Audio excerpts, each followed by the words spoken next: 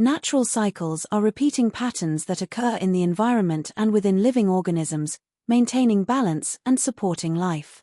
The water cycle involves the movement of water through evaporation, condensation, and precipitation, sustaining ecosystems. The carbon cycle transfers carbon between the atmosphere, oceans, soil, and organisms, helping regulate the climate. Seasonal cycles bring changes like spring, summer, autumn, and winter due to the Earth's tilt and orbit around the Sun. Life cycles, from birth to death, include reproduction.